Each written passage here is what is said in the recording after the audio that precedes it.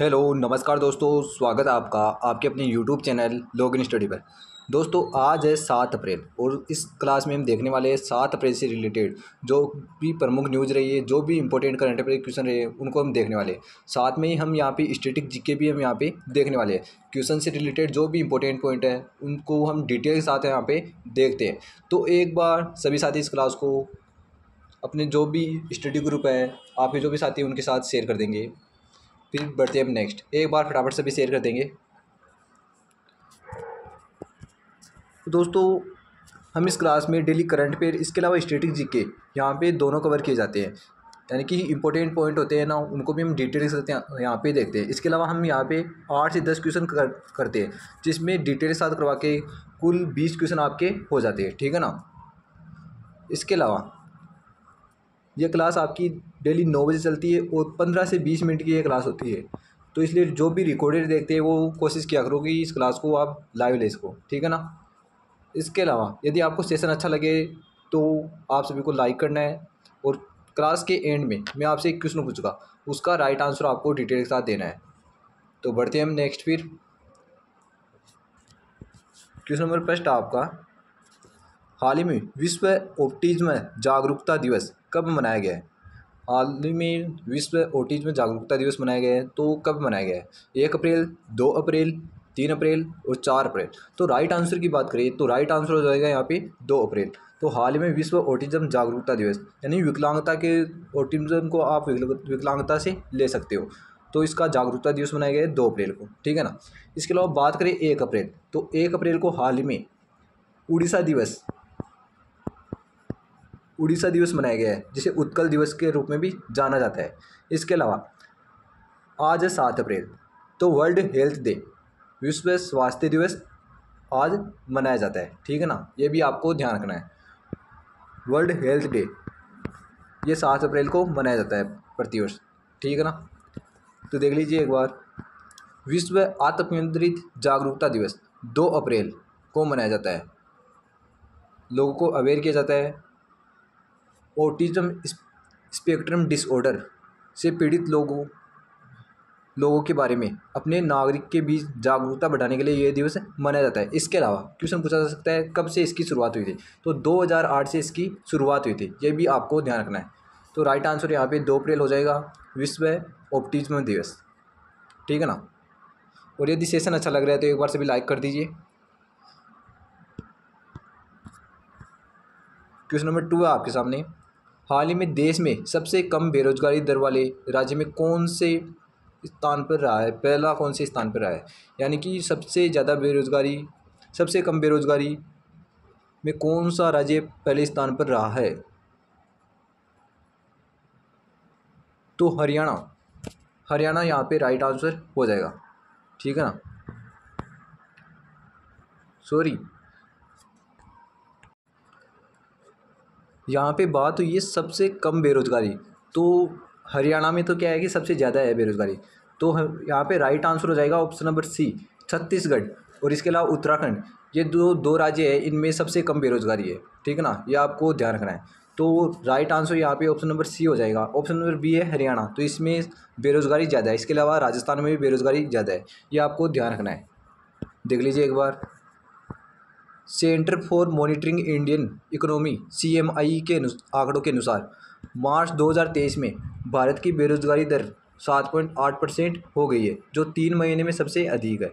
इसके अलावा हरियाणा में 26.8% के साथ सबसे उच्चतम, मैंने आपको बताया हरियाणा में सबसे ज़्यादा है। इसके बाद राजस्थान और बाद में जम्मू कश्मीर का स्थान है, तो राजस्थान में भी बेरोजगारी है, ठीक है ना। तो राजस्थान 2 नंबर पर और जम्मू कश्मीर 3 नंबर पर। इसके अलावा छत्तीसगढ़ और उत्तराखंड राज्य में बेरोजगारी की दर सबसे कम है, और केंद्र शासित प्रदेशों में सबसे कम बेरोजगारी दर है। इसके बाद पुडुचेरी और गुजरात का स्थान है, तो इनमें भी बेरोजगारी कम है, यह आपको ध्यान रखना है, ठीक है ना। इसके अलावा सारसकता, तो सारसकता सबसे कम कहाँ पे है, बिहार में। यह भी आपसे क्वेश्चन पूछा जा सकता है, मैंने आपको कुछ दिन पहले ये क्वेश्चन कराया है, सारसकता सबसे कम कहाँ पे है, बिहार में। ये भी आपको ध्यान रखना है। नेक्स्ट बढ़ते हैं हमारे अगले क्वेश्चन की ओर। 5 अप्रैल 2023 को किस योजना ने 7 साल पूरे किए? ये क्वेश्चन मैंने इसलिए रखा है कि आपके एग्ज़ाम में योजनाओं से संबंधित क्वेश्चन भी पूछे जाते हैं। तो यहाँ पे सारी योजनाओं को हम देख लेंगे।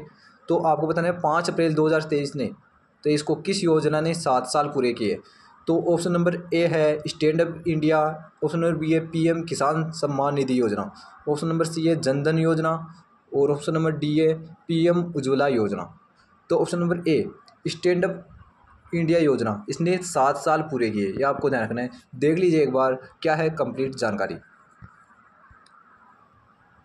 स्टैंड अप इंडिया योजना जिसने हाल ही में 7 साल पूरे किए हैं, इसे महिलाओं, अनुसूचित जाति एससी कैटेगरी और अनुसूचित जनजाति एसटी कैटेगरी के बीच उद्यमिता को बढ़ावा देने के लिए 5 अप्रैल 2016 को लॉन्च किया था। बहुत ही इंपॉर्टेंट है, 5 अप्रैल 2016 इसको लॉन्च किया गया था। इसका कार्यकाल वर्ष 2025 तक बढ़ाया गया है। इस योजना का कार्यकाल वर्ष 2025 तक बढ़ाया गया है। इसके अलावा 18 वर्ष से अधिक आयु की महिलाएं और अनुसूचित जाति जनजाति के उद्यमी इस योजना के पात्र है। इसके अलावा 40,600 रुपये का कर्ज मंजूर किया जा चुका है। और इसके अलावा ध्यान रखना है 1.8 लाख से अधिक महिलाओं और अनुसूचित जाति और अनुसूचित जनजातियों के उद्यमियों को 40,600 करोड़ रुपए से अधिक का ऋण प्राप्त हुआ है। तो 40,600 करोड़ भी यहाँ पे इम्पोर्टेंट हो जाएंगे। और इसमें 80% क्या है, फीमेल है। तो 80% इसमें महिलाएं है, ये भी आपको ध्यान रखना है। इसके अलावा बात हुई यहाँ पे और भी स्कीम की, तो देख लीजिए पीएम किसान सम्मान निधि योजना। तो पीएम किसान सम्मान निधि योजना इसको 2019 में लागू किया गया था। तो इसको 4 साल हो गए हैं, ठीक है ना। इसके अलावा बात हुई है जनधन योजना। पीएम किसान सम्मान निधि योजना तो आप सभी जानते होंगे, किसानों को ईयरली रुपए मिलते हैं 6,000, 2-2 हज़ार की किस्तों में 3 किस्त मिलती है उन्हें। इसके अलावा जनधन योजना को 28 अगस्त 2014 को लॉन्च किया गया था। 28 अगस्त 2014 इसको लॉन्च किया गया था। इसको 8 साल हो गए हैं। इसके अलावा पीएम उज्ज्वला योजना, इसमें फ्री में गैस चूल्हा वितरित किया गया था। तो इसको 2 चरणों में इसका शुरुआत हुई थी। सबसे पहला चरण था 2016, जो कहाँ से शुरू हुआ था, यूपी के बलिया डिस्ट्रिक्ट से। इसके अलावा इसका दूसरा चरण था 2021 में शुरू किया गया था, अभी हाल ही में। और इसे यूपी के महोबा से शुरू किया गया था, ये भी आपको ध्यान रखना है। तो स्टैंड अप इंडिया 2016 में लागू हुई थी। इसके अलावा पीएम किसान सम्मान निधि योजना ये 2019 24 फरवरी 2019 को लागू की गई थी। इसके अलावा जनधन योजना इसको 28 अगस्त 2014 में लॉन्च किया गया था। तो बहुत ही इंपॉर्टेंट है, सभी लिख लीजिएगा, बहुत ही इंपॉर्टेंट स्कीम्स है, ठीक है ना। तो बढ़े फिर नेक्स्ट क्वेश्चन की ओर। क्वेश्चन नंबर 4 था आपका, हाल ही में किस देश ने अंग्रेजी पर प्रतिबंध लगाने की घोषणा की है? तो हाल ही में कौन सा देश है जिसने अंग्रेजी भाषा पर प्रतिबंध लगाने की घोषणा की है? बांग्लादेश, मालदीव, इटली, भारत। तो राइट आंसर यहाँ पे हो जाएगा ऑप्शन नंबर सी, इटली। तो इटली ने अंग्रेजी पर प्रतिबंध लगाने की घोषणा की है। तो क्या है पूरा मामला, देख लीजिए। इटली में ऑफिशियल कार्यों में अंग्रेजी भाषा प्रतिबंध करने के लिए बिल लाया गया है।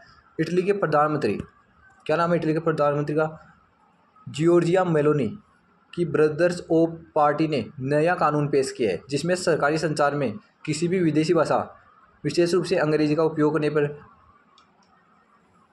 1 लाख यूरो तक का जुर्माना प्रस्ताव किया गया है, ठीक है ना, ये आपको ध्यान रखना है। इसके अलावा यह आधिकारिक दस्तावेज में अंग्रेजी के उपयोग पर भी प्रतिबंध लगाता है, जिसमें देश में काम करने वाली कंपनियों में नौकरी की भूमिकाओं के संक्षिप्त नाम और नाम शामिल है। अब यहाँ पे बात हुई है इटली की, तो इटली की राजधानी क्या है, रोम। इसके अलावा प्रधानमंत्री जियोर्जिया मेलोनी। इसके अलावा मुद्रा, इटली की मुद्रा भी आपसे पूछी जा सकती है। तो इटली की मुद्रा है यूरो और प्रधानमंत्री कौन है, जियोर्जिया मेलोनी। और राजधानी रोम इसकी राजधानी हो जाएगी, ठीक है ना, जिसने हाल ही में अंग्रेजी पर प्रतिबंध लगाने की घोषणा की है, ठीक है ना। तो इटली यहाँ पे राइट आंसर हो जाएगा। इसके अलावा बांग्लादेश की बात हुई है, तो भारत और बांग्लादेश के बीच मैत्री पाइपलाइन की अभी घोषणा की गई थी, तो उसमें काम चालू उसका। इसमें मैत्री पाइपलाइन क्या है, इसमें यानी कि भारत से डीजल सप्लाई किया जाएगा बांग्लादेश में, ठीक है ना, ये आपको ध्यान रखना है। नेक्स्ट आपका अगला क्वेश्चन, इंडिया जस्टिस रिपोर्ट 2022 में राजस्थान को देश में कौन सा स्थान मिला है। इंडिया जस्टिस रिपोर्ट न्याय की रिपोर्ट है, उसमें राजस्थान को कौन सा स्थान मिला है, प्रथम, पाँचवा, आठवां, 15वां। तो यहाँ पे राइट आंसर हो जाएगा ऑप्शन नंबर डी, 15वां। तो इंडिया जस्टिस की जो भी हाल ही में रिपोर्ट आई है 2022 की, उसमें राजस्थान को 15वां स्थान मिला है, यह आप सभी को ध्यान रखना है। देखिए एक बार, इंडिया जस्टिस रिपोर्ट 2022 अभी जारी की गई है, जिसमें प्रथम स्थान पर है कर्नाटक, राजस्थान 15वें स्थान पर है। इसके अलावा ध्यान रखना है 2020 के मुकाबले 5 स्थान पिछड़कर 15वें स्थान पर पहुंच गए हैं, तो हालत बहुत ख़राब है राजस्थान में भी। सबसे ख़राब हालत की बात करें तो यूपी यहाँ पे हो जाएगा।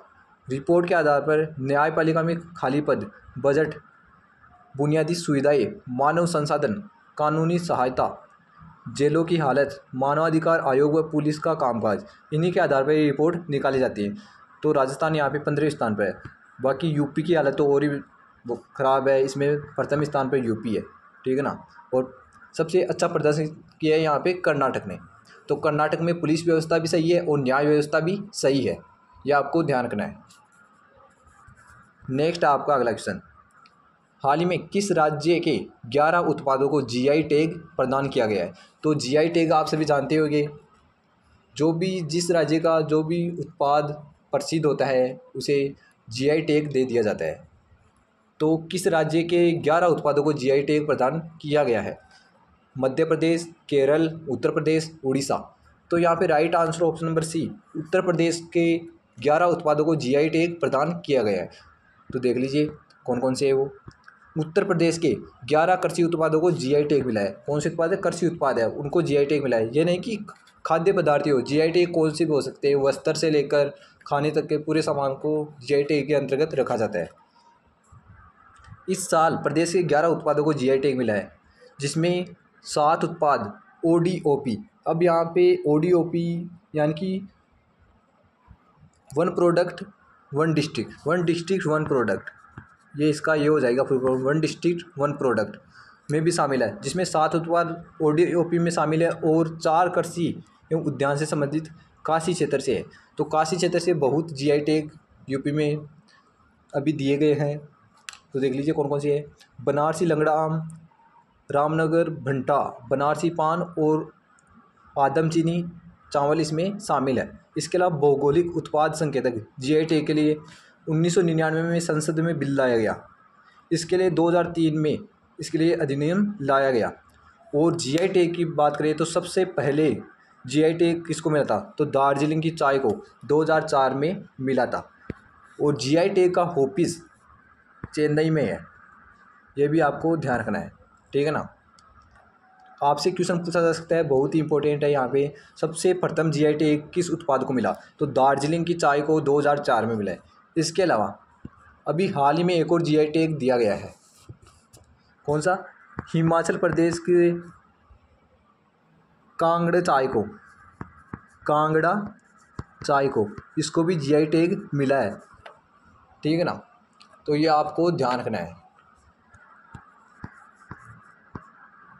क्वेश्चन नंबर 7 है, हाल ही में आरबीआई का कार्यकारी निदेशक किसे नियुक्त किया गया है, अनूप साहा, नीरज निगम, धीरज कुशवाहा या इनमें से कोई नहीं।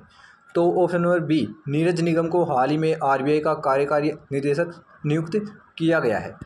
तो ऑप्शन नंबर बी यहाँ पे राइट आंसर हो जाएगा। इसके अलावा बात करें आरबीआई की, तो आरबीआई की स्थापना कब हुई थी, 1 अप्रैल 1935। क्वेश्चन पूछा जाता है तो बहुत इंपॉर्टेंट है, लिख लीजिए 1 अप्रैल 1935 को आरबीआई की स्थापना की गई थी, ठीक है ना। तो आरबीआई का स्थापना दिवस भी 1 अप्रैल, क्वेश्चन पूछा जा सकता है। तो यहाँ पे right answer option number B, Neeraj Nigam को हाल ही में कार्यकारी निदेशक नियुक्त किया गया है, किसका, आरबीआई का। इसके अलावा ध्यान रखना आपको, ये उपभोक्ता शिक्षा और संरक्षण सहित 4 विभागों की देखभाल करेंगे, कौन, नीरज निगम। आरबीआई के भोपाल क्षेत्रीय कार्यकालय के प्रमुख के रूप में कार्यरत थे। ये पहले इसमें कार्यरत थे। और भारतीय रिजर्व बैंक के सेंट्रल बोर्ड में गवर्नर, एक तो गवर्नर होता है और 4 डिप्टी गवर्नर सहित 21 सदस्य होते हैं, ठीक है ना। और वर्तमान में गवर्नर कौन है? शक्तिकांत दास है, जिनको हाल ही में गवर्नर ऑफ द ईयर का पुरस्कार मिला है। ये भी आपको ध्यान रखना है, तो बहुत ही इंपॉर्टेंट है, ये क्वेश्चन छप सकता है। गवर्नर ऑफ द ईयर का पुरस्कार किसे मिला है? आरबीआई के वर्तमान गवर्नर शक्तिकांत दास को ये पुरस्कार मिला है। नेक्स्ट आपका अगला क्वेश्चन, एक अध्ययन के अनुसार तापमान में वृद्धि के मामले में भारत किस स्थान पर है? जो भी अभी टेम्परेचर इंक्रीज हो रहा है, तो उसमें आप सभी देख रहे होंगे कितना तापमान बढ़ रहा है, अभी हाल ही में कितनी गर्मी पड़ रही है। तो भारत का स्थान कौन सा है? तो ऑप्शन नंबर डी 5वां स्थान है।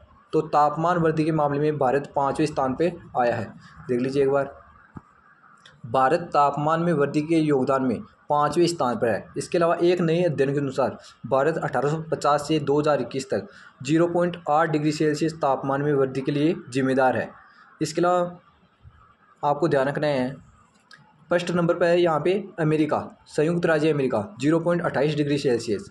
इसके अलावा दूसरे नंबर पर है चीन और थर्ड नंबर पर है ब्राज़ील। तो इनको भी आपको नोट डाउन कर लेना है, बहुत ही इंपॉर्टेंट है। और भारत का स्थान 5वां है, ठीक है ना।